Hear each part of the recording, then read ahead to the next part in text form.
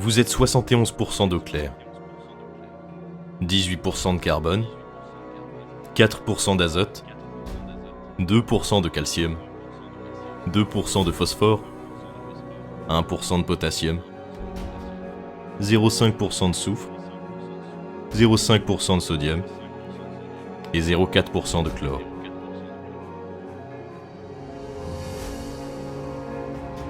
Plus une bonne cuillerée à soupe d'oligo-éléments divers, magnésium, zinc, manganèse, cuivre, iode, nickel, brome, fluor, silicium. Plus encore, une petite pincée de cobalt, aluminium, molybdène, vanadium, plomb, étain, titane, bore. Voilà la recette de votre existence. Tous ces matériaux proviennent de la combustion des étoiles, et on peut les trouver ailleurs que dans votre propre corps. Votre eau est similaire à celle du plus anodin des océans. Votre phosphore vous rend solidaire des allumettes. Votre chlore est identique à celui qui sert à désinfecter les piscines. Mais vous n'êtes pas que cela. Vous êtes une cathédrale chimique. Un faramineux jeu de construction avec ses dosages, ses équilibres, ses mécanismes d'une complexité à peine concevable. Car vos molécules sont elles-mêmes constituées d'atomes, de particules, de quarks, de vide. Le tout lié par des forces électromagnétiques, gravitationnelles, électroniques, d'une subtilité qui vous dépasse. Rien de ce qui vous entoure dans le temps et dans l'espace n'est inutile. Vous n'êtes pas inutile. Votre vie éphémère a un sens. Elle ne vous conduit pas à une impasse. Tout a un sens. Tout a un sens.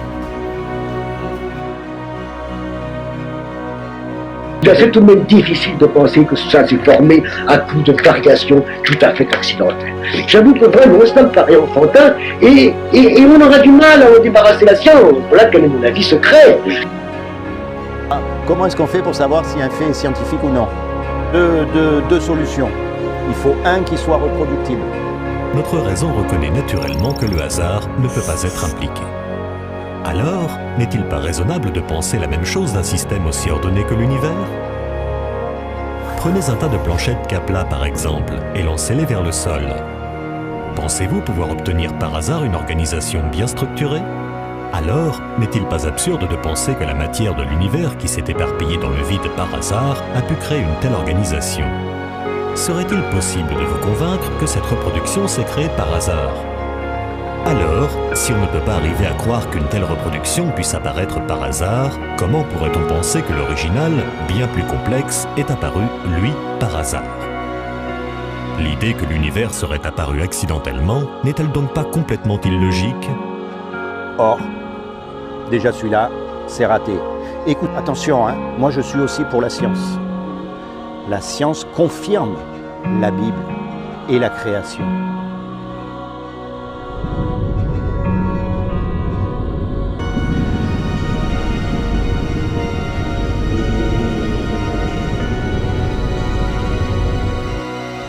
N'oubliez jamais ça. Il y a deux mouvements. Il y a le mouvement créationniste et le mouvement évolutionniste. En France, on fait une croix sur le créationniste parce qu'on estime que vous n'êtes pas assez intelligent, vous les étudiants, pour choisir et pour faire la part des choses. Donc le gouvernement vous impose une vue. Tout cela se résume à un choix. Croire ou ne pas croire. Exact. C'est tout à fait ça. C'est la question. Et la différence entre votre position et ma position, c'est que vous leur retirez le droit de choisir. Vous leur demandez d'affirmer d'entrée de jeu qu'ils ne sont pas croyants. Puisqu'il y a une création, il y a forcément un créateur. C'est la logique même. Et ce que vous enseignez, c'est l'antithéisme. Vous êtes athée, mais ça ne vous suffit pas. Il faut que chacun de nous vous suive dans cette voie. Pourquoi refuses-tu la vérité? Tu veux les entraîner dans le piège de la superstition? Je veux qu'ils puissent choisir par eux-mêmes, comme Dieu le souhaite. C'est bien le langage des évolutionnistes. On pense, on croit, on estime. Ça, c'est pas de la science, c'est de la religion. C'est le même langage. On pense, on croit, on estime, on espère, d'après des théories. Du coup, beaucoup de personnes pensent que cette théorie est un fait scientifique prouvé et que la remettre en question relève de l'ignorance ou de l'intégrisme religieux.